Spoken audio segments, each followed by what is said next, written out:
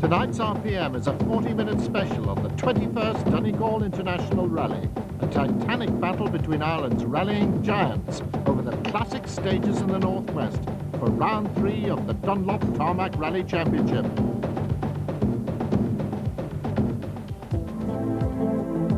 We move into new territory for day 1 of the shell-unleaded Donegal International Rally, the beautiful Inishowen Peninsula. It will be a high-speed opener with 6 stages on the scenic Inishowen 100 route, the most northerly part of Ireland. But first, the traditional send-off from the Mount Errigal Hotel in Letterkenny, where the Emerald Band, dressed in blue as always, are playing McNamara's band. Kenny McKinstry and Robbie Philpott are number 1 in the Caliber Subaru, and the reigning Dunlop Tarmac champions will open the action. Honeycomb Michelle waves off the similar Tough Mac Subaru with Bertie Fisher and Rory Kennedy aboard. Behind the Subaru Summit, it's the Tom Hogan Tipperary Crystal Toyota GT4, driven by Austin McHale and Dermot O'Gorman. Then the 1991 winners, James Cullen and Ellen Morgan, who have the Four Lanterns Tony Kelly Cars 4-wheel drive Cosworth for the defence of the Donegal crown. This is James' first taste of 4-wheel drive, and the RED prepared car should have the speed to match the Japanese supercars. John Price is at number 5, and the championship leader, Frank Maher, at number 6. This pair are still riding high in their Duckham's 2-wheel drive Cosworth after their Circuit of Ireland victory.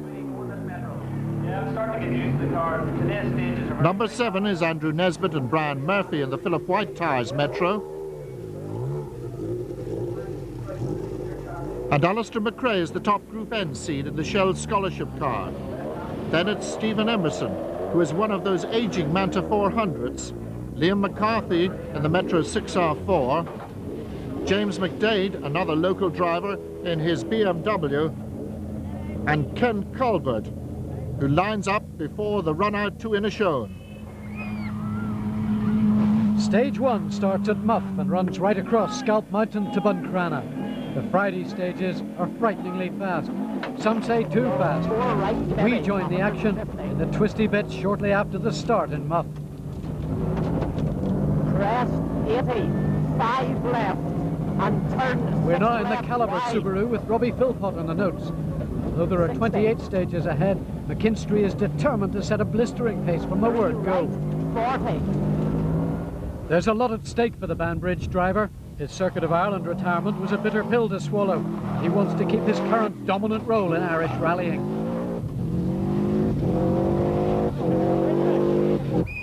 He's 9 seconds quicker than anyone on the first stage.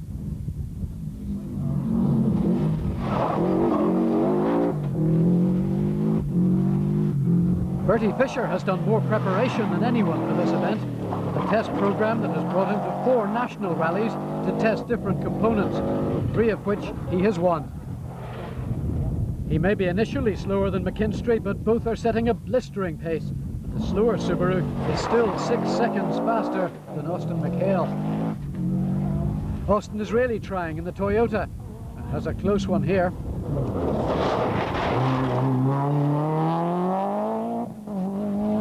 For James Cullen and Ellen Morgan in the Four Lanterns Cosworth, it's a steep learning curve in the new car. But it's an indication of the Letterkenny man's talent that he equals McHale's time on the first stage.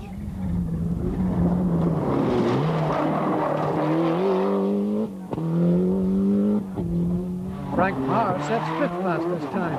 You can't imagine a 2-wheel drive Cosworth going any faster. Andrew Nesbitt is the fastest of the Metros, just 2 seconds quicker than John Price.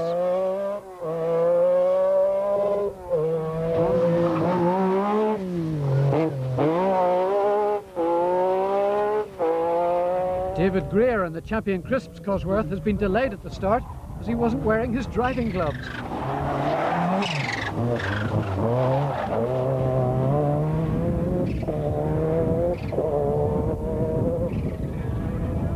Alistair McRae had a spin, but he's still the fastest Group N runner. The whistle is for Stephen Emerson. A forestry rally expert who's bringing a lot of that sideways technique to the tarmac.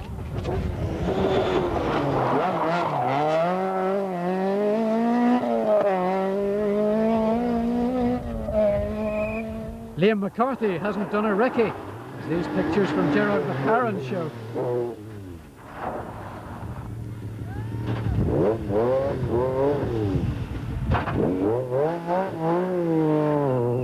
Further down the stage, James McDade catches the Metro, which isn't quite sure where it should go next.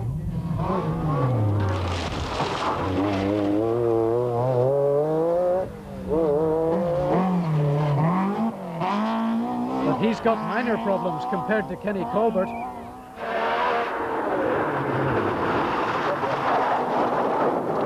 Gerard McLaren's camera catches the Dungannon driver's difficulty. George Robinson passes, but the Metro is well and truly stuck. Bob Biden is next through.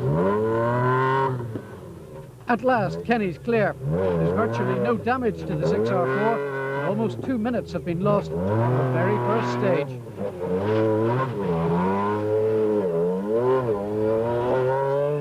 Garth McCartney is another to get caught and captured by Gerard's camera. But that's hereditary McCartney skill. He's Desi's son. Saves the day. On stage 2, part of which is the main road between Buncrana and Carndona, things get really fast.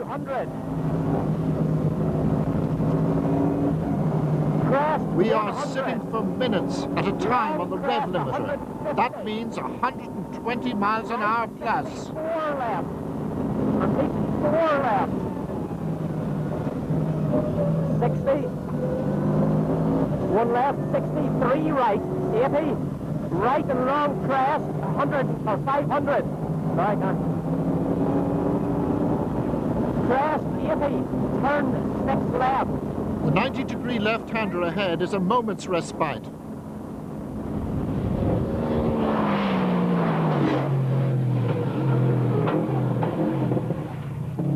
But then it's back to the quick stuff, and now on a narrow, bumpy bog road. 100. 1 right, 100. The top crews have serious worries about running their engines at such speeds for so long. But the pace is so hot at the front that they can't afford to ease and let a rival pull away. Into 1 left over jump, into 2 right, 100. Bumpy in the jump, 60. 4 left. Repeat, 4 left. Bertie Fisher is now pulling back time. He is 7 seconds quicker than McKinstry on this stage.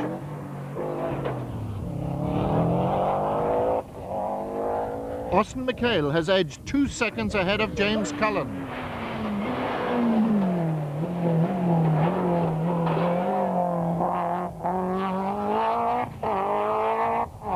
And James is having a high-speed lesson on how to adapt to 4-wheel drive.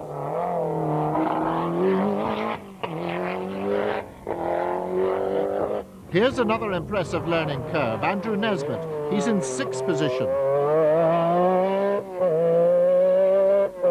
And George Robinson can always be expected to entertain.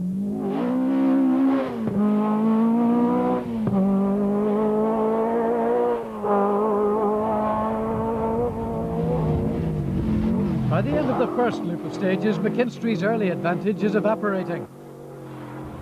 Bertie Fisher has now closed his lead down to 1 second. Nearly gets this second junction wrong. But Frank Maher is the quickest of all on this fast stage, helped by a high dip. But not this overshoot. He's now 4th. Austin McHale is ahead of him in 3rd place. James Cullen in the 4 Lanterns car, 5th. Andrew Nesbitt leads the Metro Brigade by 10 seconds. With John Price next in 7th place.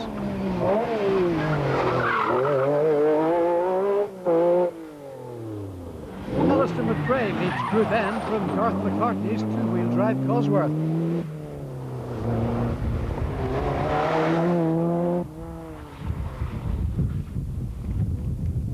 Gabriel Snow's similar car, who, as you can see, is really trying. This, incidentally, is Kieran McAnallen, Mr. Tough Mac, the sponsor of Bertie Fisher's car.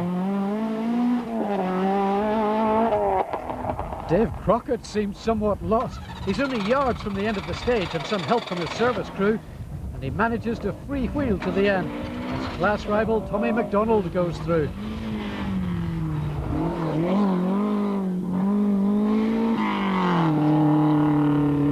That's Hugh Steele, another member of the McRae clan. He's in a spot of bother, not the sort of thing that Jimmy would approve of.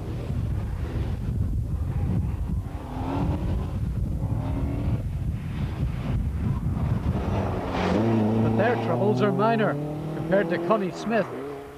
He won't be tuning up this Thursday. We clipped the bank just up round the corner there with the left wheel and seemed to have damaged something on the steering, but it didn't feel too bad until I came down here and I was flat in fourth gear and she just wouldn't turn into the corner, and that was it. There was no... The car's wrecked, but what about yourself? We're okay, just a sore arm, sore neck, but we're okay. And what about the co-driver? He's okay, he just hurted his ankle, but it's only minor. What sort of speed did it happen at? Close to one, that had to be, you know, because we were flat in fourth gear. And that's Just no steering whatsoever? no steering, it wouldn't just turn in, and that was it. May have lost his car, but not his sense of humour. Don't lift the back of it, don't damage it now. But the first loop of the Inishow and oil-sponsored stage is complete. The Subaru Summit predictions are coming through. I think there's 1 second between Kenny and I. Who's in front? Kenny, Who's man here? by 1 second. I started wondering what the hell's going on. A second's not a lot, Kenny. No, I would say if we can hold a second, it'll be all right. Like, but tomorrow's the big day, and the Kindrum fan at no stages. Like, this moment in time, it's nothing really. Stages are very quick, you know. That last one there is best part of a 4 mile straight. So we're just going at 8-1, 8-2 and just flipping off. Try and spare the car, because I think this sort of straight, you just blow up an engine really. James Cullen is only 22 seconds behind the leaders. There's still a long way to go.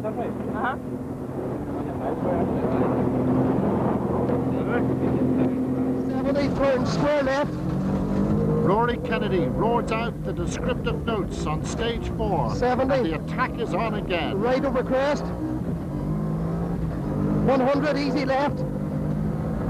50 crest. 30, turn square left.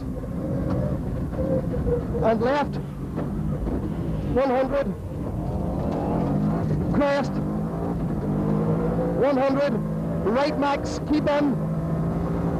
And left over crest. And very fast right. And slight left. And right over crest. 100 easy right. 100 left at shed. It's frightening stuff. Austin McHale now looking much more at home in the Toyota, but he's having gearbox problems, and he just can't quite match the Subarus.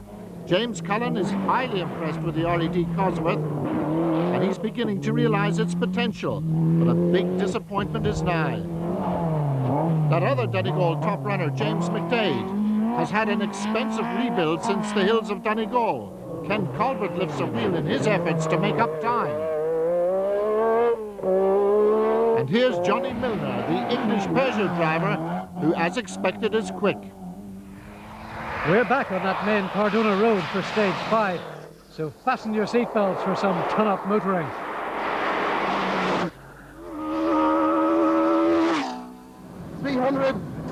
Right after lay-by. Frankly, the top crews aren't amused by these motorway stages. They feel it puts unnecessary strain on both engines and cars. And dip. And keep The right cars over are crest. travelling flat in top gear for miles at a 100, time, with right only over the rev crest. limiter protecting them from a blow-up. 200 crest after sign.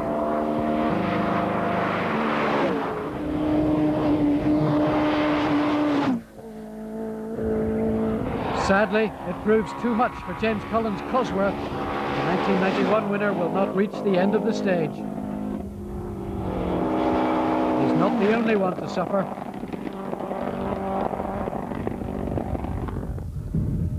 McKinstry still leads, but only just, as the two Subarus have been swapping times all day. Out of the 6 Inishowen stages, they will split the honours, with Bertie getting this one by 1 second.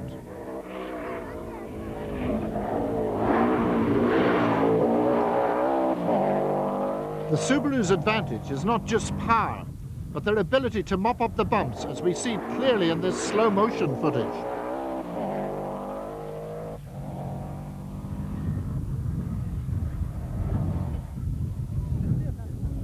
The Toyota is undoubtedly fast, but does not handle the bumps so well.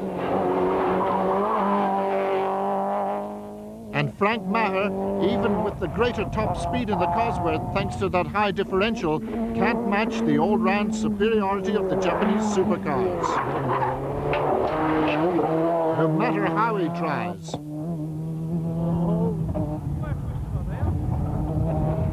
Stephen Emerson is having a great day, and he lies in 5th place overall.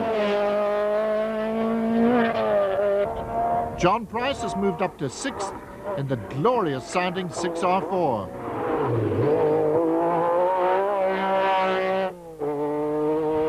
And David Greer, with Michael Reed on the pace notes, is in 7th place.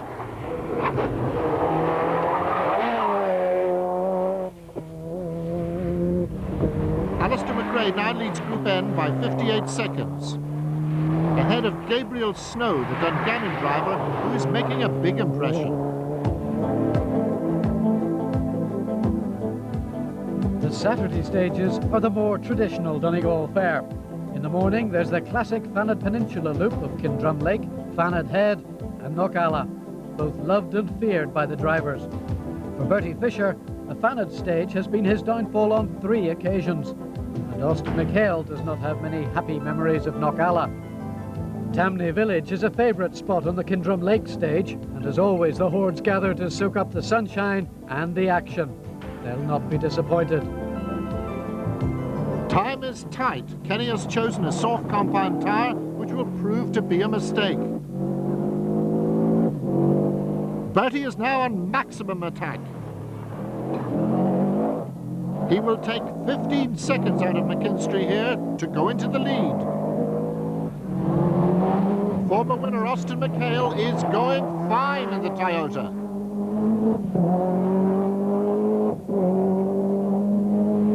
And then it's Maher at 11 tenths. It's fun to watch, but it's very costly in time.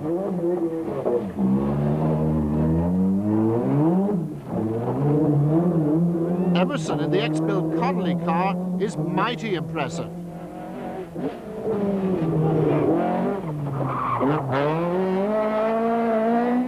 But he will drop places today. Price was only 1 second behind the Manta overnight. In fact, only 25 seconds separate 5th to 9th positions. 7th is David Greer.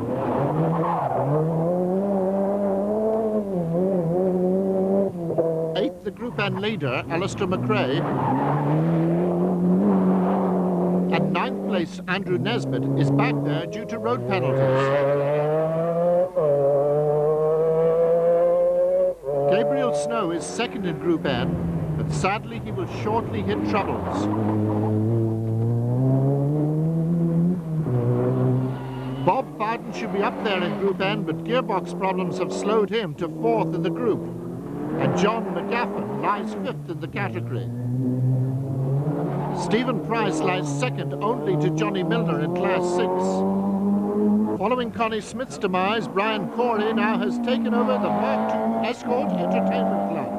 PJ Gillespie was an early class leader, but rear suspension problems have intervened. And Donald Bones has a problem. The direction arrow has moved, confusing the Class 3 leader. Where's the arrow for me? But Ian Greer manages to leave Tamney in the right direction.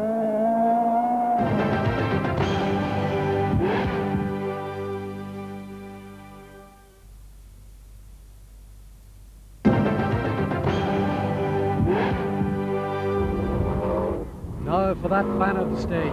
McKinstry leads on the road. Fisher is leading the Shell unleaded Donegal International Rally. Bannock has been Fisher's bogey stage in the past, and he starts his dreaded test with a very positive attitude. It's an attitude that will pay off handsomely as he pinches another 11 seconds here.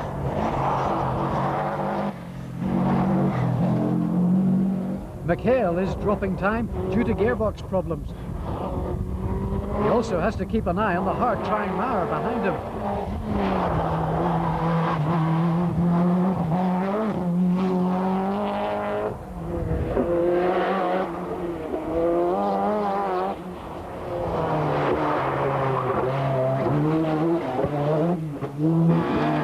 Johnny Milner is pedal to the metal in the Group A 205. Vincent Whelan has joined the ever-increasing number of clubmen who equip themselves with Metros.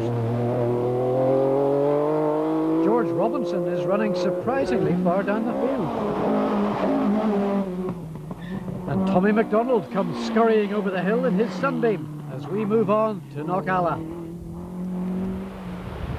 The danger sign on Knockalla Beach isn't visible from the road, but drivers don't need to be reminded that ahead now lies one of the most awesome tests in European rally. 1, go. 100 long right. 150.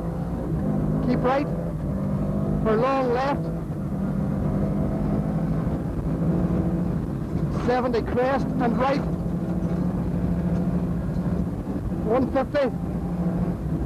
Coming up is the dangerous left-hander on the Winchester Bank sponsored stage.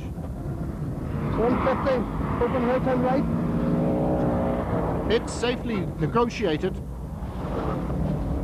150. but now it's on up over the hill, and ahead are those fresh air bends. And left. Keep right for left. 50. Long easy right.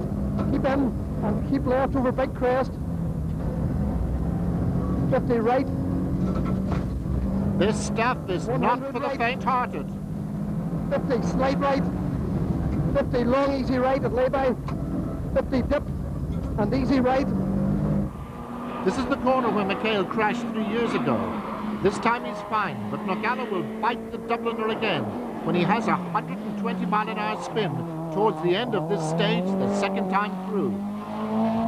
It's hard to realise that this is only the second time that Frank Maher has competed in the Donegal International.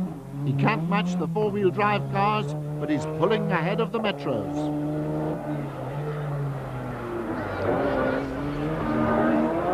Stephen Emerson reminds us of the sights and sounds of the Manta years. And he gives us a superb demonstration of tail-out motoring.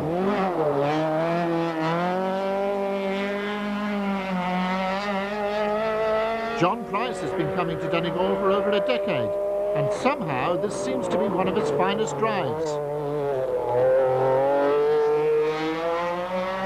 It's Johnny Milner's first visit, but it's very impressive.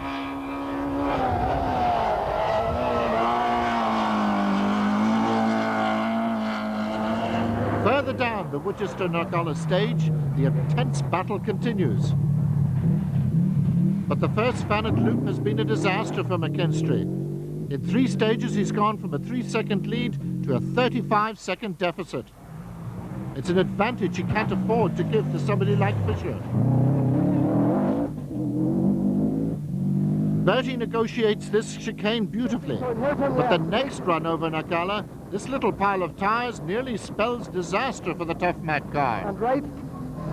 And left. 70 right. The Subaru was launched onto 2 wheels, but fortunately landed on all 4. Back to the present. Austin is now 1 minute 22 seconds behind the leader. Frank Maher is a further minute down in 4th place. But the real battle is for 5th place. Andrew Nesbitt now leads a group of 4 cars who are only separated by 29 seconds. His pursuers are John Price, David Greer,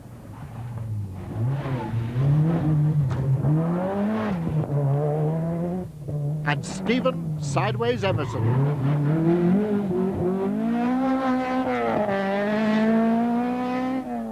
Gabriel Snow kisses the tyres, but is still second in Group N. Whereas Garth McCartney, his pursuer, has dropped time due to power steering problems. And Johnny Milner, just look at this for the quick ray round the chicane.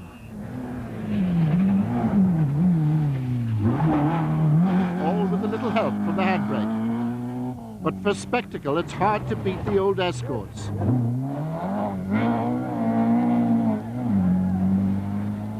Tony Green has the barbecue fully turned on.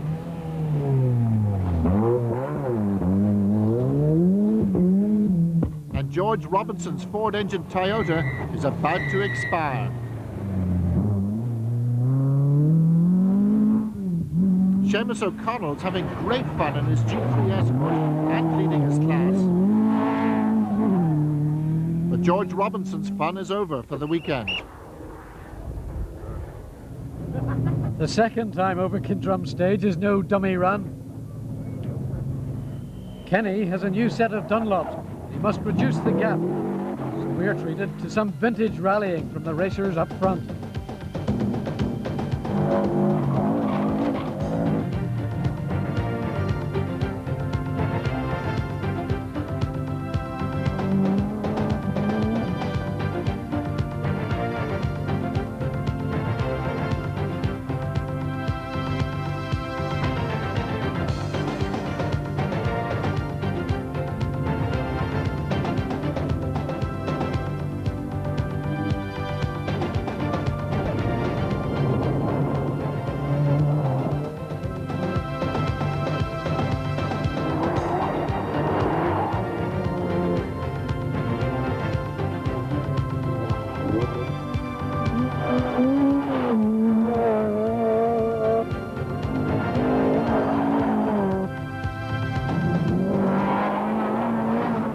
McKinstry, it's not been a good morning, but for James Cullen, a year's preparation has gone down the drain. It came so unexpectedly. The car was going perfect one minute, we were settling into it nicely, just bringing it on the pace, and what I wanted to do was settle in behind the leaders yesterday and get the feel of the car, and obviously the real rally, as it turned out.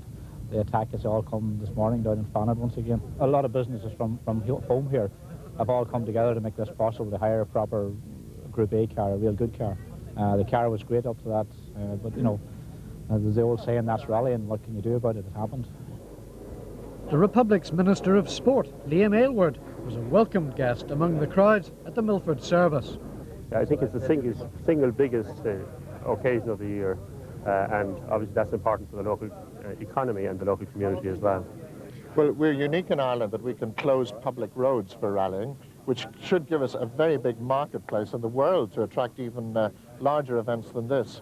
Do you think there would be any future in the government looking into the possibility of this for future development? Well, I think by my presence here, it might indicate that I would be looking at this favourably in the future. I also served as a member of a local authority myself for a long number of years in my own county, and I always insisted that we should make our roads available.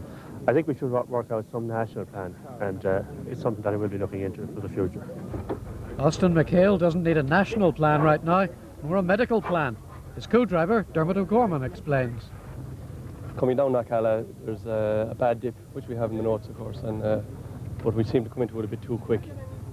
We're flat in six, it was 115, 180 miles an hour, and just caught the edge of the dip, and back of the car jumped out, and we went spinning down the road and took a few hedges over. And you're smiling about it now. It kind of